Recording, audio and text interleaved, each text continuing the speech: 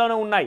ఆ తర్వాతి స్థానంలో మహబూబాబాద్ జిల్లా ఉంది. ఇటీవల కురిసిన వర్షాలు వరదల వల్ల ఈ 3 జిల్లాలోని ఎక్కువ నష్టం జరిగింది. ఇటీవల వరద ప్రభావిత ప్రాంతాల్లో పర్యటించిన సీఎం రేవంత్ రెడ్డి ఇండ్లు కూలిపోయినటువంటి ఇందిరమ్మ ఇండ్లు మంజూరు చేస్తామని ప్రకటించారు. బాధితులందరికీ స్కీమ్ తొలి దశలోనే ఇండ్లు ఇవ్వాలని అధికారులకు ఆయన ఆదేశాలు జారీ చేసినట్టు తెలుస్తోంది. ఇక ఆకేరువాగు ఉధృతికి ఖమ్మం జిల్లాలోని రాకాసి తండా నామరూపాలు లేకుండా పోయింది. ఇక్కడ 40కి పైగా ఇండ్లు దెబ్బతిన్నాయి. పూర్తిగా ఇండ్లు మొత్తమైనట ఆ ఊర్లో. చాలా బీభత్సం చెప్పుకుంటే. ఆడికి పోయి అక్కడ అనుభవించిన వాళ్ళకి తెలుస్తుంది బాధ ఏందనేది. ఇకపోతే ఇండియాని సింగపూర్ చేస్తారట మోడీ. మరి సింగపూర్ ఇండియా అయిపోద్దా? ఆర్టీసీ బస్సుల్లో online payments. So QR code scan చేసి ఏ రకంగా అయితే ఫోన్పేలు గూగుల్ పేలు ఉపయోగించి మనం పేమెంట్స్ చేస్తామో షాపుల దగ్గర పర్చేజ్ చేసినప్పుడు సేమ్ సిస్టాన్ని ఆర్టీసీలో ఇంప్లిమెంట్ చేయబోతున్నారు. ఇది మంచి విషయం. ఎందుకంటే చిల్లర లేక కొన్నిసార్లు ఆగమైపోతూ ఉంటాం. ఇప్పుడు తగ్గింది సిస్టమ్, కానీ అందరు ఎక్కువ మంది ఆ చిల్లర మెయింటైన్ చేస్తున్నా లేకపోతే ఆన్లైన్లో రిజర్వేషన్ చేసుకొని పోతున్నారు. కానీ ఒకప్పుడు 10 రూపాయలు 3 రూపాయలు ఒకరికి ఇంకో 2 రూపాయలు ఇవ్వాలంటే టికెట్ మీద రాసిచ్చే తర్వాత 3-4 కలిపి ఒకటే లింక్ పెట్టి 10 రూపాయలు 20 రూపాయలు ఇచ్చేది. అది చిల్లర చేసుకోలేక ఈ ప్రయాణికులు ఇబ్బంది పడేది. ఓవైపు స్కూల్ టైం కాలేజ్ టైం అవుతుంది పోవడానికి, ఇంకోవైపు ఆఫీస్లో ఉద్యోగుల టైం అయిపోతుంది. ఆ 10 రూపాయలు లింక్ పెట్టి ఇస్తే మీరు కొనుక్కోమంటే మేము కొనుక్కోమని చెప్పేది. ఎవరు కొనుక్కోరు దాన్ని. చిల్లర చేయడానికి ఎవరు కొనుక్కోరు.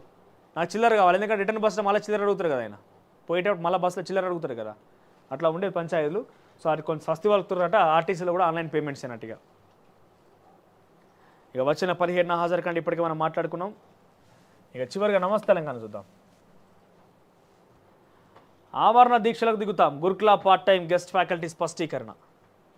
మీరే గత ప్రభుత్వంలో 10 ఏళ్ళు పరిపాలించినప్పుడు విద్యాశాఖ మంత్రిగా సబితేందర్ రెడ్డి ఉన్నప్పుడు ఈ గురుకులాలకి పర్మనెంట్ టీచర్ని అపాయింట్ చేసి నోటిఫికేషన్ ద్వారా వాళ్ళు రిక్రూట్ చేసుకున్న ఈ విద్యార్థులకి పర్మనెంట్ స్టాఫ్ని అందించినా కూడా ఈ సమస్య ఉండేది కాదు. మీరు ఆ రోజు తప్పు చేసి ఈరోజు ఏమో జరిగిపోయింది. ఎస్, గెస్ట్ ఫ్యాకల్టీని తొలగించింది రాష్ట్ర ప్రభుత్వం, దాని తప్పే, డెఫినెట్గా తప్పే. మళ్ళీ ఇక్కడ ఇంకో అంశం ఏంటంటే గెస్ట్ ఫ్యాకల్టీ ఉండంగానే కొత్త రిక్రూట్మెంట్ చేసుకొని వాళ్ళకు వీళ్ళకి కలిపి జీతాలు ఇవ్వలేరు కదా. సరే, ఆ గురుకుల గెస్ట్ ఫ్యాకల్టీలో కూడా కొన్ని శాతంగా కొంత రిజర్వేషన్ కల్పిస్తాం మీకు. మీరు నెక్స్ట్ టైం ఆ నోటిఫికేషన్ పడితే మీరు అప్లై చేసుకోండి, మీకు ఇంత శాతంగా మీరు ఎగ్జామ్ రాసి మీకు పాస్ అయితే మీకు ఉన్నటువంటి ఆ పర్సంటేజ్లో మిమ్మల్ని రిక్రూట్ చేసుకుంటామని చెప్పి చెప్తే బాగానే ఉండేది. మరి రాష్ట్ర ప్రభుత్వాలు ఏం చేస్తే చూడాలి దాని గురించి.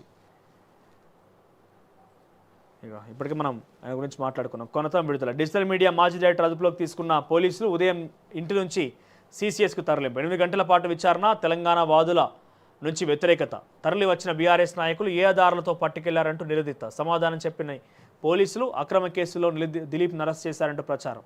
రోజంతా హైడ్రామా, వ్యతిరేకతతో దిగివచ్చిన సర్కార్. వీళ్ళకి చూసి దిగొచ్చింది సర్కార్. ఇక అబ్బాయిలు ఏమైనా జయదిక్క అని చెప్పి. జైనూరులో ఘటనకు సంబంధించి పెద్ద వివాదం కొనసాగుతూనే ఉంది. ఇంకా ఇక నిఘా నీడలో మంత్రులట. నేతలు అధికారులు కదలికలపైన కన్ను. ప్రత్యేక విభాగంతో నిరంతరం నిఘా. ఢిల్లీలో నేతల కదలికలపైన సర్వేలెన్స్. తనపై ఎవరైనా ఫిర్యాదు చేసినట్టు తెలిస్తే ఆస్థాన మీడియాతో వ్యతిరేక కథనాలు. ఏందది? ఓకే, మంత్రుల మీద ముఖ్యమంత్రి రేవంత్ రెడ్డి నిఘా పెట్టిండట. ఒక మంత్రి కూడా ముఖ్యమంత్రి రేవంత్ రెడ్డికి ఎప్పటికైనా ఏకమేక అవుతారని చెప్పి ముఖ్యమంత్రి రేవంత్ రెడ్డి అలర్ట్ అయినట్టుగా తెలుస్తోంది. ఆయన ఢిల్లీలో కొంత మంత్రాలు సాగిస్తున్నట. ఇక్కడ పక్క రాష్ట్రం ఆంధ్రప్రదేశ్ రాష్ట్ర ఏపీపీసీసీ, ఆంధ్రప్రదేశ్ రాష్ట్ర ప్రెసిడెంట్ ఏపీసీసీకి సంబంధించినటువంటి ఎవరు షర్మిలాతోని అత్యంత సన్నిహితం ఉన్నటువంటి మంత్రి అట ఆయన.